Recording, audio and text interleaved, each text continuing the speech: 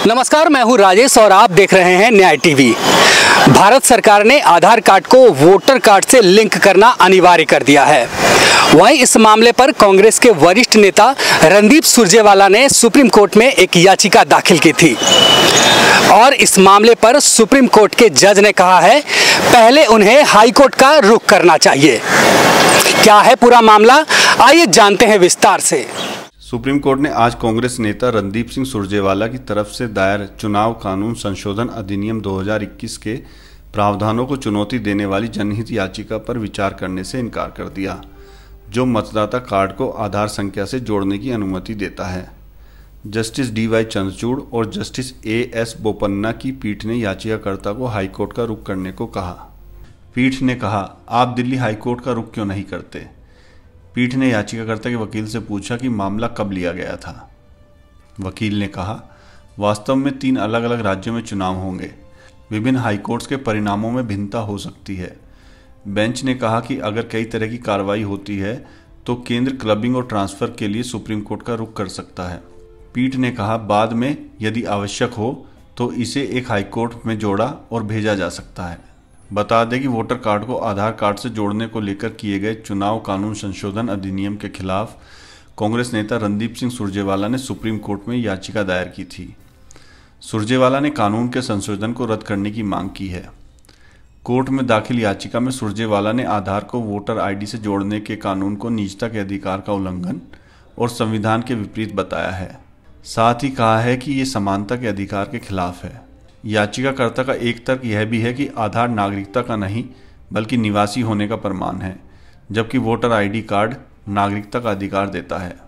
आधार card को electronic electoral photo पहचान पत्र डाटा के साथ जोड़ने से मतदाताओं का व्यक्तिगत और निजी डाटा एक वैधानिक प्राधिकरण को उपलब्ध होगा और यह मतदाताओं पर एक सीमा लागू करेगा, यानी मतदाताओं को अब अपने संबंधित आधार विवरण प्रस्तुत करके निर्वाचक पंजीकरण अधिकारी के समक्ष अपनी पहचान स्थापित करनी होगी।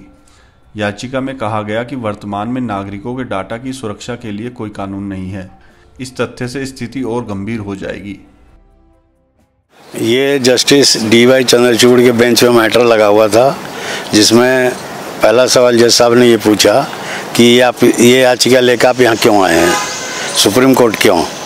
तो इसके जवाब में उनके जो वकील थे उन्होंने ये कहा कि चूँकि ये संबंधित है पूरे हिंदुस्तान से और ये अफेक्ट करेगा सब लोगों को, इसलिए ये याचिका हमने यहाँ फाइल करी है। फिर कोर्ट ने उसके ऊपर ये कहा कि आप जो है सो पहले हाई कोर्ट जाइए और ये हाई कोर्ट भी डिसाइड कर सकती है।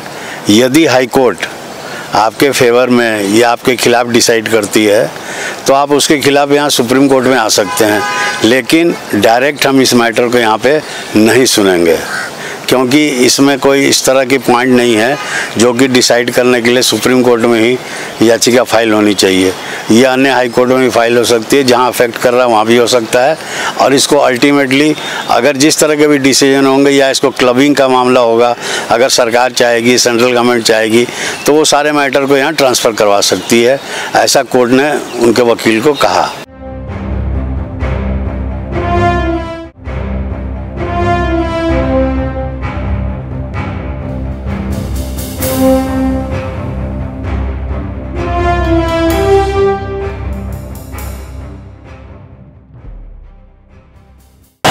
आज सुप्रीम कोर्ट ने उत्तर प्रदेश सरकार को कड़ी फटकार लगाई है।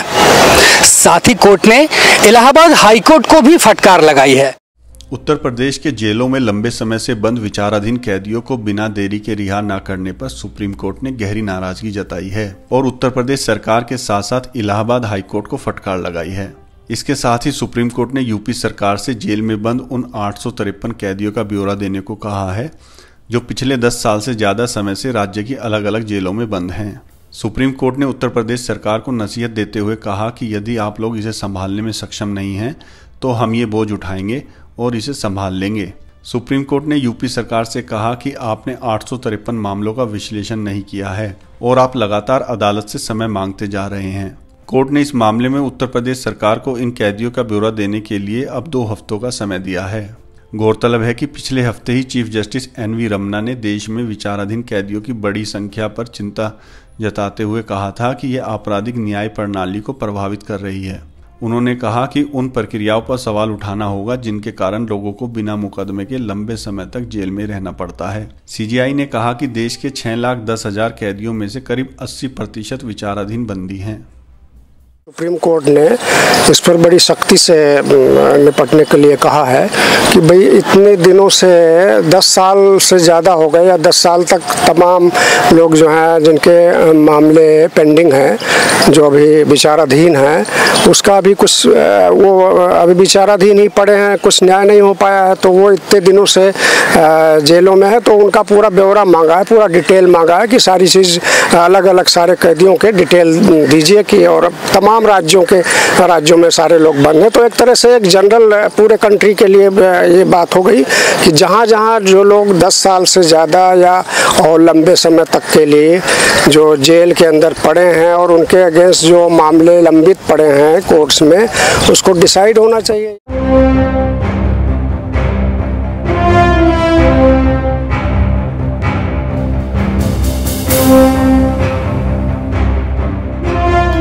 देश और दुनिया से जुड़ी खबरों के लिए चैनल को सब्सक्राइब करें, लाइक करें और बेल आइकन प्रेस करना ना भूलें।